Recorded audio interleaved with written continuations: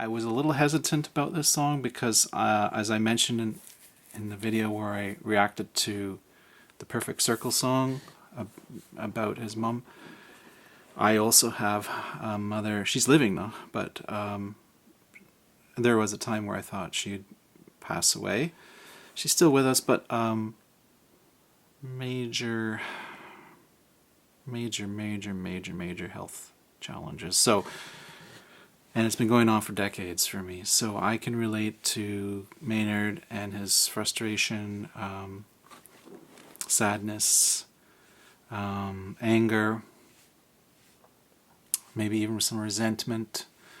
There's so many things that can cause all this. The religious, there is some religious elements in my family growing up and with my mom, and actually it hasn't been that negative. It's actually been fairly positive experience with the religion with my mother. I really get angry at a lot of the theology which has nothing to do at all with the original guy, Jesus. He never taught that sickness is righteous. He never taught that, well, he wasn't a hypocrite, this Jesus guy. This guy from a couple thousand years ago, if he was indeed historically a real person. I tend to think he was. I just think that this is too hard to invent a character like that, because there's been so many, messiahs. That's actually kind of common. Even in his day, there were messiahs all over the place. But why did he, one single guy, just blow up the way he did? And it's incredible, really. But like I say, so much is done in his name, which is totally nothing to do with what he taught or lived. And I get very angry when I see people who say death is God's will or sickness is God's will, but I digress. I don't want to get too into that. I really don't. I just want to say, obviously this song has kind of opened that up in me to discuss that, so take that for what it is.